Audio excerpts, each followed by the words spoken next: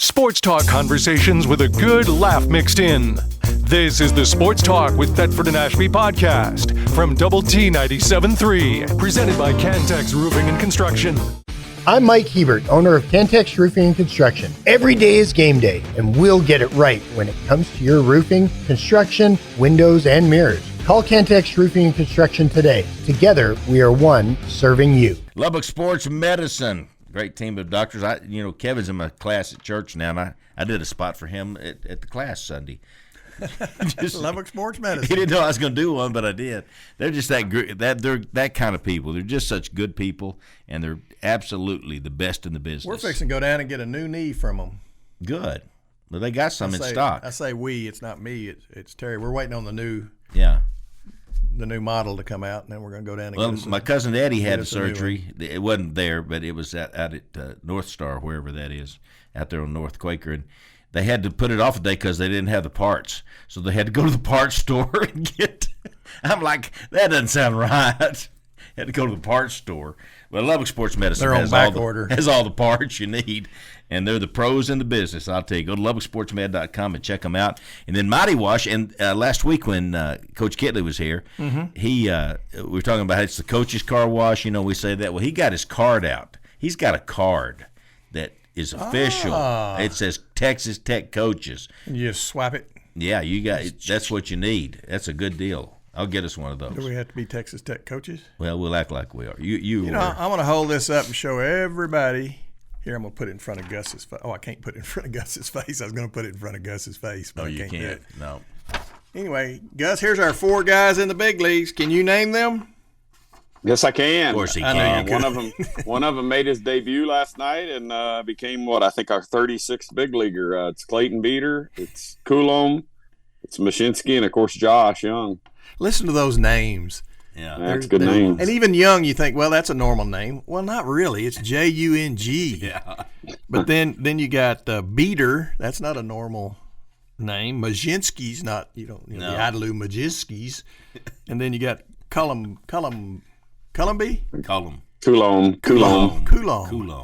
Okay. Yeah. There's a picture of those boys right there. Name all 36 of them, Gus. I can't do that. We can chip it. We can put a dent in it. We might be here a while. we would flat be here a while, wouldn't we? What are you doing? Where are you right now? Just in my basement. I'm about to go run errands and stuff. Once the Red Raider basketball team finally lost, It wasn't finally lost. They lost. Well, it was like the first round. I mean, that's not finally losing. It's like losing. It took me off the road though for baseball. So, okay. Although I think I am going to Kansas just to fill in for Jamie that weekend later on in April. But so I'm here, and you know how that goes. You look out the back window, and those weeds sure are getting tall. Yeah, there's some stuff to be done, isn't there? Yeah, there is some of that kind of stuff. But you know what? It's supposed to be 70s today, so I got a little list of stuff I'm going to take care of and hang out with some friends tonight, so it'll be good. If you get it done early, we may be putting together a new chicken cage. Ooh. Yeah. Coop. Yeah. Hey, you could have come in the studio today. I thought you. Hey, how long does it take you to get here? I bet it's 25 minutes. No, not 25. Probably I think it's right at 18 to 20, I think. Okay. But, suppose you drove the speed limit. How long would it take? I'm able to utilize the freeway at 65 miles an hour, and then I get off at Milwaukee and drive all the way till it ends and becomes a dirt road out here at 130th. Yeah, it's about 18 minutes. Yeah. Okay. Well, that's too far to go. Well, I sure don't mind being on there with you. Part of my issue today was that, like, at least when Coach Ash and I were texting back and forth last night, is you guys weren't exactly sure when you wanted me. We're still not. Well, that's fine.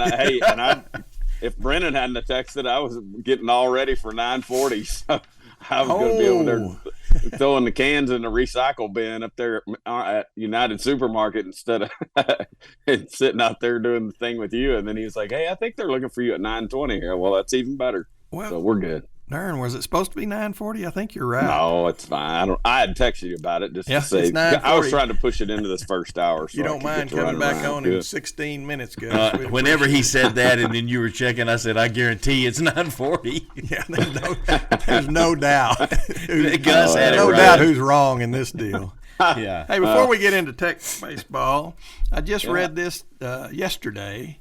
The average 9-inning game in the big leagues, 2 hours, 39 minutes, was 24 minutes shorter than 2023. That's a phenomenal difference. And that's what we've been saying for like 10 or 15 years now, that, hey, guys, you got to speed this thing up. Because, life's.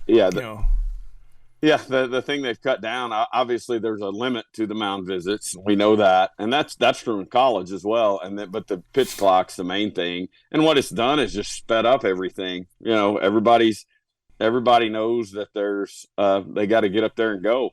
And so a lot of the little side stuff, and they do get the one little timeout. So you'll see a lot of times the guy will get down in an 0-2 hole or foul off a thing and get down into a 1-2 deal and call for the little timeout, and I think you get an extra 20 seconds on that one. But it's the kind of thing that, just what you're saying, Coach Ash, instead of walking out of there after 3 hours and 10 minutes, it's 2 hours and 40 minutes. You're like, that's noticeable. Well, or walking out of there at 2 minutes and 40 minutes and missing the end of the game. I mean, I'll guarantee you, Tech baseball now, I bet they average over 3 hours a game. Now, they didn't last night because nobody scored, but a typical game is over 3 hours, and you're sitting there going, people are either coming late or leaving early, because very few are just going to sit there for 3 hours, and especially if it's not a good game. And I heard this stat yesterday. We've only played, going into this series, one-run game all year.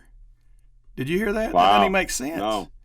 I didn't double check it, so I might literally be lying to everybody. But now, and unfortunately, we've added 2 more here in the last 2 days. But and Central Florida's 8-1 in one-run games, and I think we were either 1-0 or 0-1 going into this thing. Yeah. So, anyway, I'm just sitting there going, that's interesting. No, you're right. I mean, because most of us have about probably a 2 hour and 45 minute to 3 hour. You better be compelling it once you get up there around 3 hours. And, it needs to be a good game, or we're going to go to dinner. Yeah, sure. Yeah. And college baseball at its worst, back before COVID, I can't remember. I heard the games, but there was a game that was like a 4-2 College World Series game. 4-2, just 9 inning, pretty well played, clean, what you'd expect in Omaha. And the game went like 4 hours and 20 minutes. Oh, wow. And they're giving signs for every blooming thing and just overcoaching the dog out of it. And it was before pitch clocks and all that. And you're thinking, man, you guys are going to wreck this thing, just because it's the time where the most eyeballs are on your sport. It's the pinnacle of your sport, and they're coaching it down to every pitch, because every pitch does matter up there. But it's just like, does anybody just go out and play? Like, and so the shift your guys and get them ready, and then let's go. I'm glad you repeated that shift, because I was like, it was a little iffy the first time you said it. Was a false start. It was a false start. I thought we had Kenny Perry in the room yet, didn't we? I thought Gus is really mad about this. This upsets Gus to no end. But they're knocking 2 seconds off of the when runners are on base. They're knocking 2 seconds off, from 20 to 18 seconds for the pitcher to. This is genius, this stuff here. Yeah, and everybody's starting to get in the routine of it, and it's not a big deal. Absolutely. I mean, it feels like it's, and at least with regard to MLB games, it feels like it's fun to get back to the ballpark. Like those 2 games we went to last summer in Arlington were a blast. And of course, you're seeing a good product there. That aside, but just it's a 2 hour and 40 minute deal, and that's kind of what I think about when I go to a sporting event. Most basketball games are 2:15, 2.5 maybe. Yeah, 2:15 at the most. Yeah. If it's close and they get into all the timeouts and free throws and stuff, it can drag a little. Now that we're into the NCAA tournament, they probably are 2.5 hours, because they're going to commercials and making money. and they're no doubt about that, and most of them are compelling, and so everyone's using every timeout, and everyone's we're fouling and doing like the end of the Houston and we've game got reviews. We've got I was gonna say, and we got a lot of close reviews. Out of bounds play. You bet. I hated to see that really for Houston last night, because I'm sitting here going, well, crap. Big 12's done. We're Yep. Thanks for coming, fellas. The toughest conference in America. We're out. Yeah, I know. I agree. And so, I think that now one of the narratives around that is just that, does our conference just beat the tar out of each other to a point that, we're banged up and bruised up as we get into the tournament. There's probably not enough data on that, but, we can certainly look at Tech and go, well, Darion Williams was hobbling around. They did everything they could to get him back on the floor just in time to play, and it affected his play against NC State. And while we're on that, obviously Houston's main guy gets hurt last night and he doesn't finish. We'd like to think Houston probably would have won if he stayed in there. You don't know that, but he probably would have. And then you're talking about our guy. I tell you one thing with the Big 12, which we're out of this thing, and there's still 8 teams left, and we ain't got one of them in there. And I was going to even count Arizona if they'd have made it, but I was going to count them as us, but they didn't make it either. But I think we play in such a tough conference that we're just beat down by the time the tournament comes. It was rough this year. They let stuff go. It was you really, when the game was over, you felt it. All season long in the Big 12, it was a rough league this year. But I agree with Gary. I think we're worn out when we got. That'll be because the very bottom of our conference was viable in basketball this year. You just never had that Vanderbilt deal or whoever it was that was just so bad that, and somebody had going to finish in last place. But then when you think about our league, think about us. Like, well, who was down at the bottom of our standings? You go, okay, State, Cincinnati, West those Virginia. are kind of the NIT teams, and you go, crap, those are the teams that took us to the wall, man. And you're going, that's the point here. It's like there was no night off at all. And you're talking about style of play, and I just can't imagine, the survivors of this thing. Somebody's going to survive it and win it, and that's what we're going to do is call them survivors. But it's going to point to more than ever, how deep are you?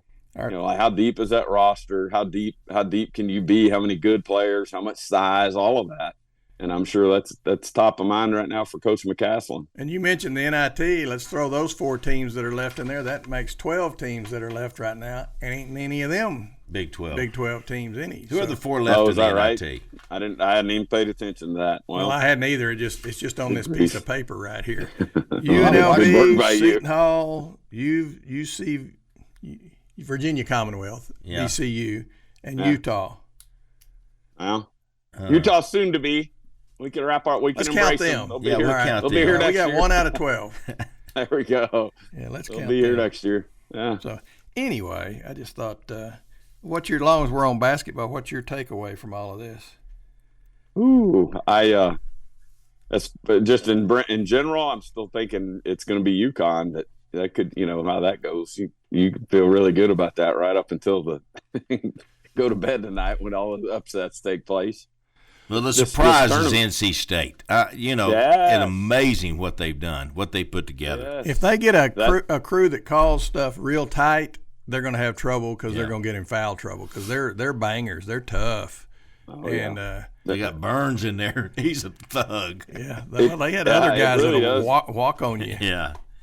It really does make you wonder how that group was 2-7 in their last 9 games in conference play this year. Their coach was on the bubble to get fired. Yeah, right. Now you got a 2-year extension.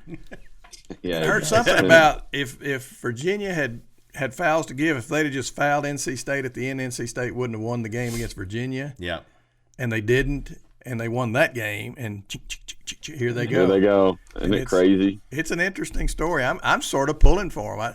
I thought they were a bunch of thugs when we played them, but I'm watching them now and it doesn't seem as bad. They're good. And I got to thinking this morning, when you're watching a game and it's your team playing somebody, look at those thugs we're playing now. There's somebody else playing them.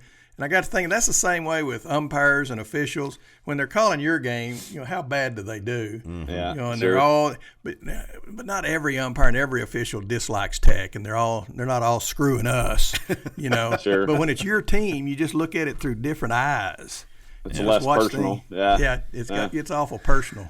And then Alabama and Clemson, Gus, it's crazy that those 2 teams made it, and they're pretty good. And that kid from Alabama, I can't remember his name, that white kid he just flat went and won the game for him at the end of the game. He was tremendous. and you just see Alabama Clemson, and what do you think about? I think about national championship football games, when those two. I know that's what the coaches were even talking about that. Well, here I'm going to tie this into NIL. They're used to spending money at those football programs for players and athletes, so they maybe have the leg up on buying basketball players now. Yeah, I'm sure there's resources, and there's a cultivated fan base there. Yeah, for sure. That's used to reaching in their pocket. Isn't it strange to y'all to be listening to the games, and they'd say, this kid went to high school at so-and-so, but now he was 2 other schools before he got here, 3 other schools. And you're like, how? I tell you what we're going to have to do is just not pay attention to it's sort of like sausage. You don't necessarily want to know how the sausage is made or a restaurant. Don't go back in the kitchen and because you just may not eat there. If you pay too much attention to what's going on in the sports now, if you see how it's made and how they just don't pay any attention to that and just watch whatever shows up next year for us, there they are. Let's go, Red Raiders. Because if you pay too much attention, it'll irritate you. Yeah, no doubt. And I think it sounds like Red Raider basketball will have a minimum of five slots to play with, and who knows, we may, if there's a Pop Isaacs or somebody like that as well. So far, so good. But the point is that they are going to have enough slots to go out and really change that roster. Really get some people. What are high school kids what's going to happen to high school kids? I think we're just looking at transfers. I do too. I think so this year for sure, David. And I think, it starts to stratify. Of course, all I can ever do is compare everything to the baseball, but it's starting to stratify itself. Like, well, you come out of high school and then you go play A-ball somewhere. Work your way up into the money. Yeah, and if you're really, really good, you get to go straight to good point. Power All right, 10 seconds and have an impact. Can you hang on? Hey Gus, you hear the music. Hey guys, at 9:40 today, we got Dr. Mike Gustafson going to be on, and we're certainly looking forward to that. That will be good. We'll see him right after this. All right. Sports talk conversations with a good laugh mixed in. This is the Sports Talk with Thetford and Ashby podcast from Double T 97.3, presented by Cantex Roofing and Construction. Senior Benefit Solutions of West Texas. This is the company here, Lori Kasler and Tanya Blackburn, that help you with Medicare. And they will do a tremendous job for you because it's what they do all the time. They work on this, and they know what it is, and they can get you the best coverage. Make sure you don't miss a loophole somewhere that you ought to be getting into. Do not try to do it yourself. No. Don't do it. It's just they make it confusing for some reason. I don't know why, but anyway, they can help you. Senior Benefit Solutions of West Texas. They're out on 86th Street, and we're just off of University to the west. It's where you'll find them. All right, we're getting Coach James Dickey on the phone. As I think that's what Brenda's doing right now. It's 11 o'clock out in Morgantown, where he lives now. I asked him if he'd move out there because, he just always seemed to go back to Oklahoma. Stillwater. Around that area. But he said, what do you think? I said, I thought you were commuting. Thought you was what? Commuting. Oh. Every day back up to. Well, I bet he kept his place. Yeah. Yeah, he's got horses, and we'll find out. He kind of be a cowboy. I think you can be a cowboy out in West Virginia too. Yeah, you can be a mountaineer. That's what you can be. A lot more undulation. All right, we got Coach James Dickey, former Red Raider coach back in the day, and great years here while he was here at Texas Tech from, Coach, 91 to 2001. That's correct. You were the head coach. Well, we had those were fun. I was thinking last night watching the tournament. Every year when I watch the tournament, I think about Darvin Ham slamming the ball against North Carolina. that was fun. Broke that backboard. I can remember what I was thinking. I thought, we're going to lose all the momentum that we had going. I know, and we did. Well, how long was the break to bring in a new? Because, it's not like you got to order one and have it shipped in. 27 minutes. 27 minutes. 27 minutes. I figured you'd know. Because you're right, Coach. That was a big momentum right there. And then Corey Carr came in and hit 4 straight threes, and then we were on a pretty good roll after that. Yeah, I know. That was something. Well, now you're at West Virginia, and I got to tell you, I didn't know you were going to do this, and you didn't even check with us here. But boy, I was proud to see you on the bench. It's Gary and I were talking off the air about what a great blessing it is for whatever program gets you to come be a part, because you're just you're a big asset. That's very kind of you. Thank you. I probably should have checked in with you guys and let you all negotiate my contract before I came up here. Well, are you and Coach Eilert, are y'all good buddies? I had coached against Coach Eilert. He played at Kansas State when I was at Oklahoma State. I knew him from a distance. My connection was obviously Ren Baker and Steve Urias. Ren was the athletic director, and then Steve, who had been my academic guy at Tech, and then had obviously moved up into administration. He came here with Shane Lyons, who had been, Shane Lyons was our compliance person after Bob Burton, and then Shane was from West Virginia, and he went to the ACC office, became the athletic director here at West Virginia, and then Steve came with him as the number 2, and then when Shane left, Ren Baker came in. So my connection was with administration, but I did interview with Coach Eilert, and I told Ren, I said, I really want this to be his decision. I don't want you to pressure, but I obviously had a good entree with Steve and with Ren. And Steve has since left, right? Was he there when you got there? Oh, yeah. I worked with Steve the whole year, and he just left about a month ago to take the athletic director's job at Tarleton State, and I'm really happy for Steve and Margie. They have children in Frisco, Lubbock, and in the Austin area, so it's going to be right in his wheelhouse, and I'm glad he gets to call his own shots, and he and Margie get to be close to their family. So happy for Steve. We need to get Steve on the show. Yeah. We really do. Yeah, he'd be. You need to have Steve. He has a lot of great friends in Lubbock. He spent a lot of time there, both in with the academics and the Red Raider Club, and in administration. And Steve's got a lot of friends Perry out Tipton's there. One of his dearest friends. Yeah, he's got a lot of great people, and gave a lot to Texas Tech while he's there, and he'll be great for Tarleton State. Yeah. Well, he can get acquainted with the rodeo program there at Tarleton. And speaking of rodeo, if you live in Stephenville, I told him, I said, man, you're going to have to get you some boots and a cowboy hat. He is. Without a doubt. But speaking of boots and cowboy hat, we were just talking about this. Did you keep your place in Stillwater? I have sold everything right now except one small place in Arkansas that belonged to my parents, and I will do that eventually. But I still have a home there. My son Jared and his wife, they're expecting their first little girl in August. They're excited. So they live there, but I don't have any horses or cattle right now. I'm just I'm living in the mountains of West Virginia and have really enjoyed it. I didn't know you'd ever sell that. I know you love it so much. You love the horses and the ranching and the whole deal. I do, but I'm absentee ownership's not very good. No, it's not. I until I settle in and do that for good. And I tell you, I have really been re-energized and enthused about the year here.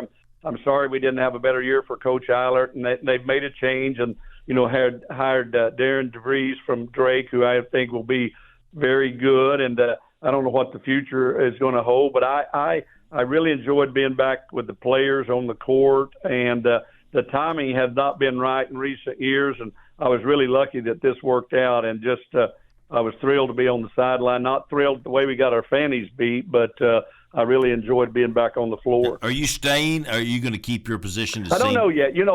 I'm a philosophical believer, and I know both you guys are in coaching. I'm a philosophical believer that every head coach ought to have the right to hire whoever he wants and have control over the staff that has an impact on his program. So I don't know what Coach DeVries is going to do. I visited with him some in person and on the phone about the players and the program, but we have not sat down and talked about what he's going to do with his staff, and I don't expect him to. He's got a lot going on right now. What does a senior advisor do? You just work with the seniors on the team? I was messing with you. I told Ren, he called me. He goes, "What do you think about a title?" And I said, Well, one thing I don't want any part of, don't put special in there anywhere. I said, no special assistant, no, I don't want any special advisor. And he said, well, what do you think about senior advisor? And I said, I really don't like that either. And he said, why? And I said, because you'll be calling me senior citizen every day instead of senior advisor. So basically what I was, Gary, David, was, I'm an assistant to the head coach, and to help the assistant. We had a very young staff. We had 3 guys that was their first time on the floor. We had one guy who'd been on the floor a half a year with Coach Huggins last year. So we had a really young staff. So I just tried to assist in any way that Coach Eilert or the coaches wanted, whether it be looking at out-of-bounds plays, reviewing tape, whatever they wanted. So it was kind of an A to Z type situation, but one that I enjoyed, and just tried to help those guys, but also stay in my lane and not overstep, because it was a tough year the way it happened, and it was tough for Coach Eilert, and we had guys that were suspended early. We had guys that we couldn't get eligible. We had injuries, so it was the middle of January. I think we were 7 games deep in the conference before we had our entire squad. So to be able to build chemistry and culture was very difficult for Coach Eilert. All right, chemistry and culture brings me to NIL, because you see these teams in the NCAA tournament, and hardly any of them have guys that have been there, or very many that have been there 3 or 4 years. They're all, well, this guy was over there last year, and this is his 3rd school and all that. How hard is it to develop chemistry with that type of situation? Very difficult, very difficult. But it goes back to one thing that I think you 2 guys really believe in when you coach, and I think it's very prevalent, is evaluation is still so important. Number one, evaluation. Is the player good enough to help you win? Number one. Number 2, do they have the character that you want in your program? And 3, will they fit in your locker room, in your culture, and in your rotation? If you're going to have an NIL deal with a player, is that player going to be in your top? Is he going to be a starter? Is he going to be in your top 8? So you're going to have to do some evaluations that I think have always been important. But now when you throw in the NIL aspect of it, the evaluation becomes even more paramount, because you have now, if you're paying a player a certain amount of money and he's not producing, then you got a lot of people looking at you a little bit saying, well, what are you doing? You've paid this player a certain amount of money and he's not even getting off the bench. Exactly. Yeah, and we had Joe's point guard. Did you notice that? He kicked our tail up here. Joe Tucson. He really was. He's a rough guy. He's tough. He's a warrior. And I want to say this, Grant did a wonderful job with the team this year coaching them. But he also, I think Grant did a really good job of fitting pieces together. Yeah. And both of you guys know, when you go back and you can look at any of the teams that you have coached or any of the teams that have been there, you've always kind of had a go-to guy. You've had somebody who was a great locker room guy.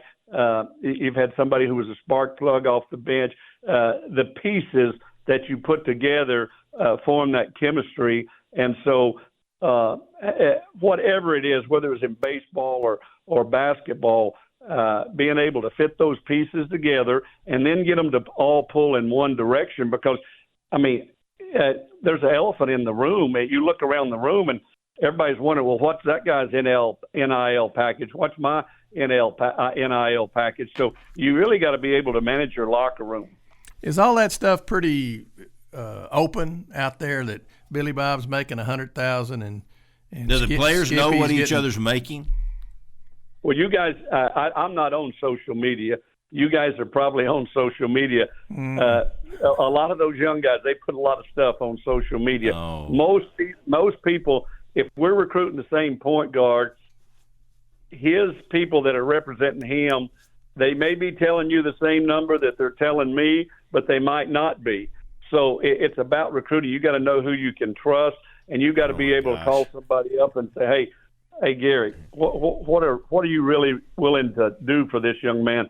David, do you really want this point guard. Yeah. What am I getting into? So the evaluation and the knowledge and the experience of being in the business and trying to navigate the portal and the NIL is a challenge anymore. And you got players that are making more money than assistant coaches. Oh, yeah. Yeah. Yeah. Oh, yeah. And hey, I just want to thank you for bringing Grant McCaslin here when you were here, because I promise you, Coach, that had something to do with him coming back here. And well, of course, CeCe's from here. CeCe was playing here. He loved Tech.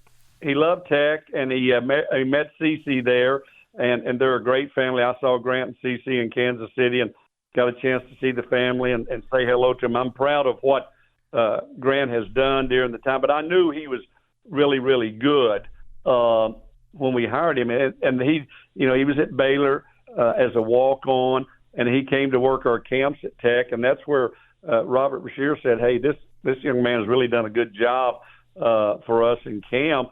And back then, we didn't have very much money to hire that operations position. And Grant and I laughed about this last spring. He said, "Coach, you remember what you paid me when I came to work?" I said, "Yeah, I paid you $8,000." And I said, at the time, I thought it was too much. Yeah. Well, he turned it into a gold mine.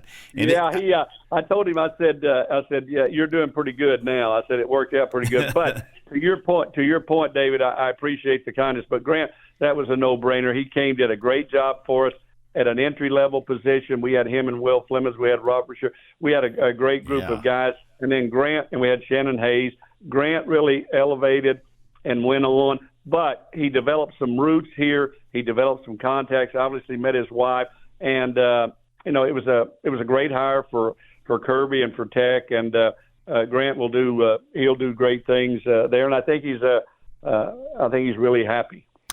All right, you said $8,000 back then. I'm sure that wasn't much money even back then. But nowadays, with what we're paying athletes, I guess.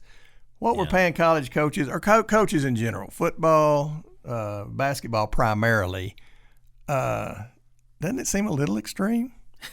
Well, Gary, you were a Power 5 college baseball coach. David, you've coached at a high level. You look back and you think, boy, that wasn't a lot of money. I'm sure you all have got stories, but I remember when Doc Sadler and I came to Lubbock, and I took over. My base salary the first year at Tech was $80,000.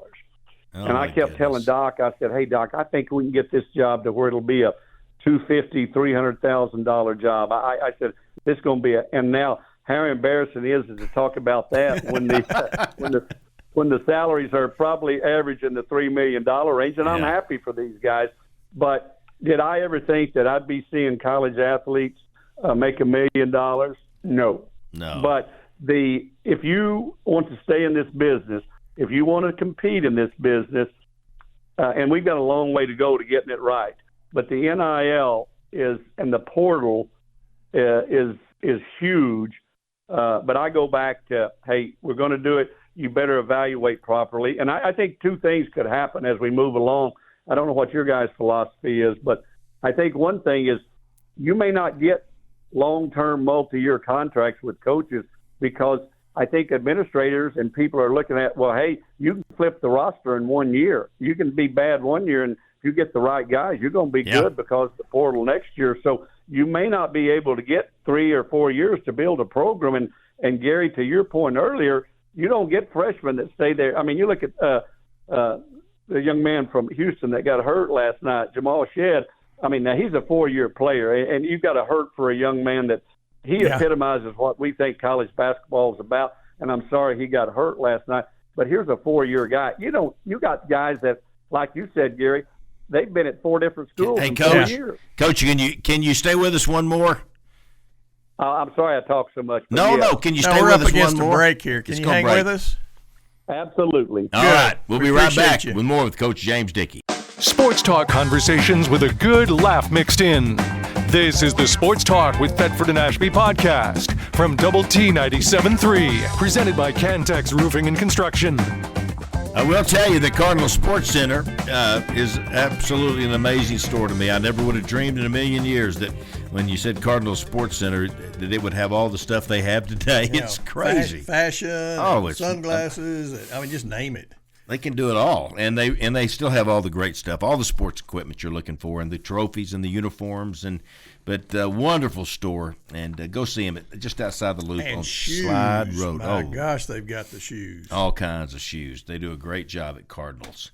All righty, Coach James Dickey is on the phone here with us. We hadn't even talked about the tournament much, Coach. The NCAA tournament. Well, you brought up Shed, and you were at Houston for 4 or 5 years, weren't you? Yeah. Were you for Houston last night, or were you go, yeah, get them? Well, I really I respect their team tremendously, and I'm really a big fan of Shed's because I've watched him over the years, and I always pull for the Big 12. I always pull for our member institutions. But one thing I wanted to say after going through the break, whoever's on your sales force out there, I want to hire them as my new agent because I'm telling you, that was a bunch of commercials there, and you all had some great sponsors. So we are the sales force. I want to Me know, and Gary. I want to know who your sales force is because I want to hire them to become my new agent. Well, do you think that maybe we have too many? Well, that's the feedback we get. You're talking to the sales force this morning. Okay, well, I just want to say that, boy, you've got some great – and I remember some of those great people that are out there. I remember being at Cardinals. I remember eating at River Smith. I remember a lot of that, and I was just thinking, hey, that's a bunch of commercials in a small amount of time. So I was impressed by the quality and also the volume as well. All locally owned, Coach. That's what we do. That's amazing. That's amazing. That's important. You know, that's one of the things that I always enjoyed about Lubbock. Even though we were a great-sized city, we had a small-town community feel, and I always loved that about Lubbock. Just got a text said, in capital, Red Raider legend, and she wasn't talking about David and I. She's talking about you. She loves Coach Dickey. I don't know anybody. Jan Brewer. Oh, yeah, Jan. Oh, Miss Jan. Tell Jan I said hello. You just did, Coach. She took care of me for a lot of years out there. Her husband, they were great people, and she's always been great to me. And I've been lucky over the years to keep a lot of wonderful friends in the hub city. She's one of the greatest Red Raiders. I'm telling you. Greatest Red Raider fan. My gosh. She loves them, that's for sure. She sure does. All right, Coach, let's talk a little bit about the tournament. And, you mentioned the Big 12. And, of course, all year long we heard over and over again, toughest league in the country. They got the best basketball in the country, about, not even close. Every game's a Final Four game. Yeah, and we're not any teams in the Elite Eight. What's the deal? Well, a lot of it depends on the draw, who you get matched up with. And when you look at some of our teams, when you look at the Big 12, they were based on really two things, defense and physicality. And when you talk about defense, you complement that with rebounding. And so there was not what I would say a lot of high-scoring teams. When you get into when you look at the Big 12, there's some. Baylor could certainly put up some points. TCU could put up some points, but night in and night out, in order to win, you're going to have to play great defense, and you're going to have to be very physical. When you get in the NCAA tournament, depending on what the whistle is, if you get a tight whistle, and the possessions are obviously a smaller margin when you get in the tournament, if you don't score enough points, you're not going to advance. So I worried about this a little bit with our teams going in. In fact, I thought maybe a team like Texas, who really played great against Tech when they came out there, they played great against us, and also those kind of TCU could put up some points. Kansas was not the Kansas that we've known this year. Houston was extremely difficult to play both at home and on the road. And then Grant's team really got they were really good at defending. They shared the ball. They made shots. But you didn't have that team that really could just go out and put up a lot of points, say like a UConn or even a Tennessee, who has some. They're great defensively, but they can score some points. There's some teams in this Elite Eight that can put some points on the board. Yeah, Coach, you mentioned, and we talked about the NIL and the transfer portal. You look at these players that are out there, and Gary and I we watch these games and we're going, well, he was at Tech. Well, he was at Tech. I think we could take the guys that transferred and win the national championship. Shannon's pretty good at Illinois. He really is good. He makes them a different team when they got him back, and he is probably one of the best Open Four players in the tournament right now. I agree with you. He's like an NBA player when he gets going downhill, and he does a great job with body control, avoiding the charge. He can finish at angles. Obviously, he can dunk and get to the free throw line. He can score from the outside. He's just one of those guys that, very difficult to defend. If you pick him up early in transition, he's going to beat you. If you wait too late, he's going to cross you over and break your ankles, and then he can jump over you. But I know you were talking about him. I know you were talking about McCullough, who left early and went to Kansas. I'm sorry that he got hurt this year. But, Tech's had some guys out there that have transferred and done well. Golden 7-footer. Yeah, we had 5 players leave here after Coach Huggins left last year. We had 5 players, and all 5 of those players were in the NCAA tournament, including Joe there at Tech. Yeah. Well, we're glad we had him. We really So were. the coach you came over there with, Coach, was only there 1 year?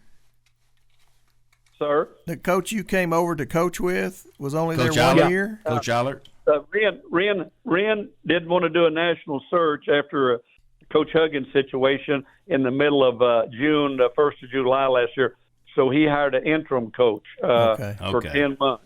And so I came on board to try to help. I didn't you talk about my title. I didn't advise very well, obviously. So that was a little bit Sorry, Coach Allard.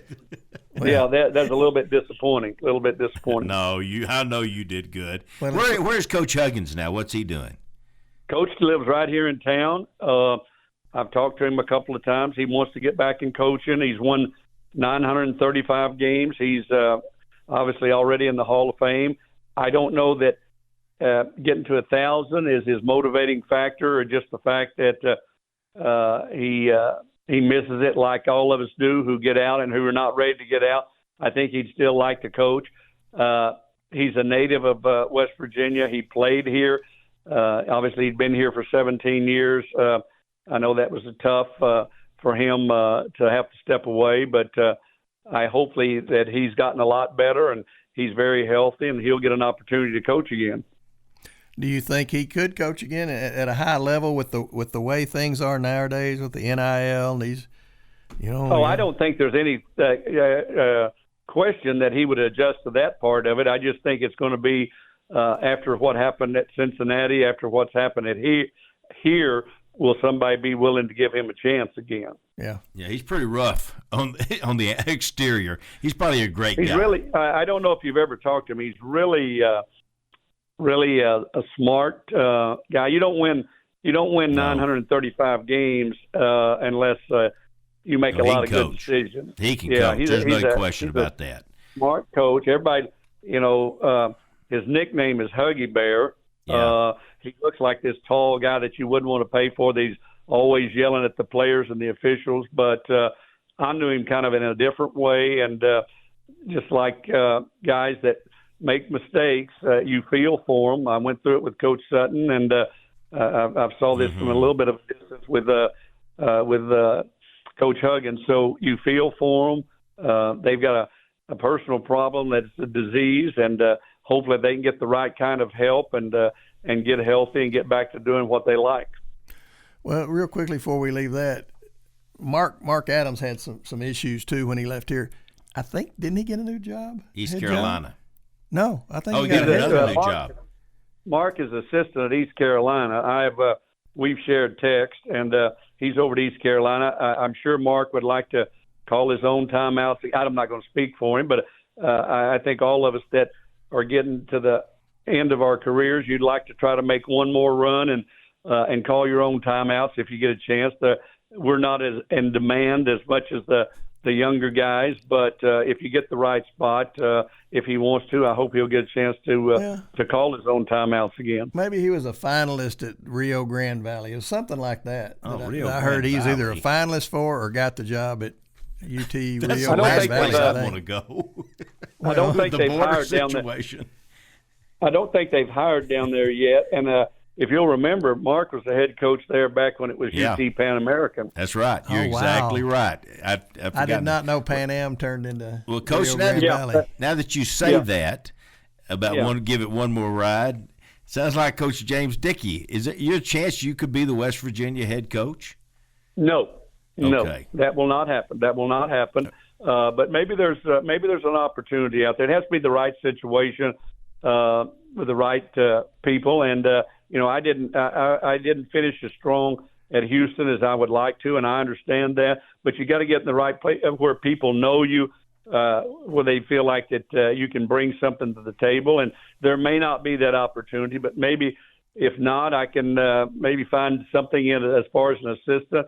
I've talked with Darvin at different times over the years about do I want to go to the NBA, but that's a different. One of the things up there is, a lot of guys that are coaches in the NBA have played there. They have been there for a long time, so that's a different level. But I've talked to some guys about that a little bit. I'd still like to work for a while. I've been blessed to stay healthy, and I've enjoyed it. And I really missed being away from the game. Didn't realize I'd missed it as much as I did till I got up here. Well, I do want to tell you, I thanked you for bringing Grant McCaslin here, and you talked a little bit about him, but I called him yesterday to see if he'd be on the show with you. And, I didn't say with you. I didn't tell him that, but just to say, and I know he's probably at the tournament or I don't know where he is, but he's been really good to us and being on. But what he did this year, Coach, with this team and the way it started for him, it was absolutely phenomenal. And everybody thinks that I've talked to. They all think he did an absolutely marvelous job coaching this team this year. And because we had trouble. We lost our big man for 5 or 6 games, and we weren't very big. And it's a tough league to play in when you're not very big. Well, I think one of the things that he did a great job, and what you're talking about, is he adjusted to what he had. When he had the big guy in there, they played a different way. When he had to go smaller, he made the adjustment. I thought he did a great job mixing in his guards on the penetrating pitch. He put his shooters in the right place. They did a really good job of rebounding for not being a big team. I was really impressed with the defense, especially when you don't have a rim protector and you don't have a shot blocker. It really changes your defensive scheme. It doesn't allow you to get out there and pressure as much and maybe play as relentless on the perimeter because you don't have the help behind you. So you've got to adjust defensively, and I think that's what really good coaches do, and I think that's what Grant did, and I think he's a terrific fit, and he'll recruit well.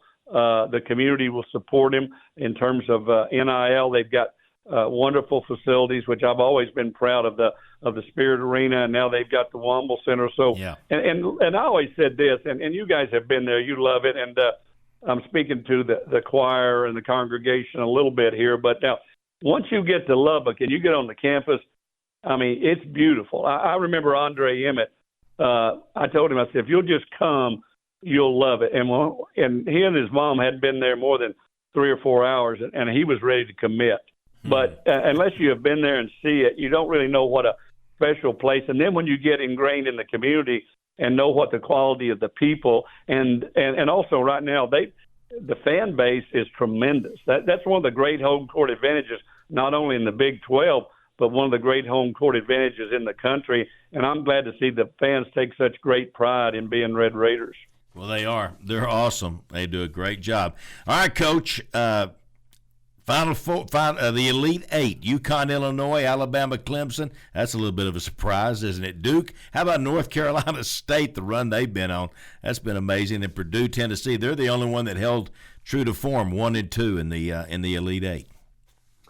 I think the only thing that we're guaranteed of this year in the Final Four is there's going to be an ACC team in the Final Four because that's the only thing we're guaranteed of. Going to be some great matchups. You guys have followed the tournament.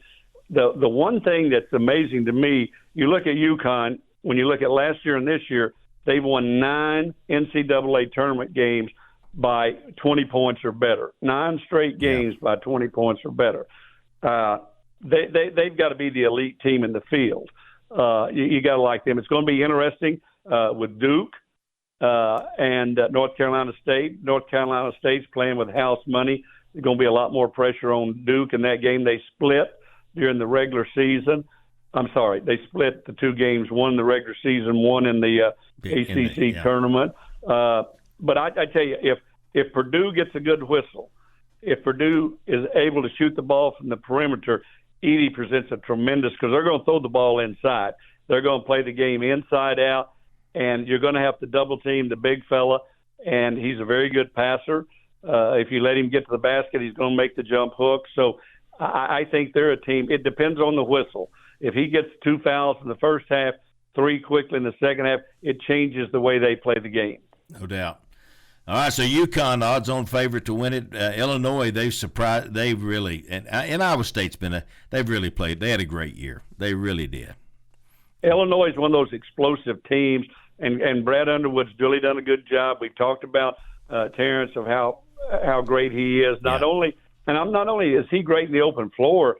Now they go to him in the half-court sets, and he's the guy they put on the free throw line when they want somebody.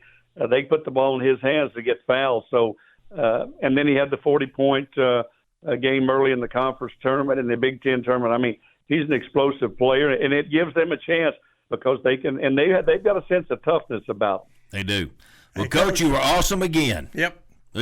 You're just awesome every time we have you on, and we appreciate you. Got about 15 seconds. You want to wrap it up for us this segment? Hey, Gary, I told David when he called yesterday, I said it's the holiday weekend. You must be at the bottom of the barrel, but I am honored to be on your show, as always. Thank you, guys, and Happy Easter. You're the best. Happy Easter to you, Coach, and all your family.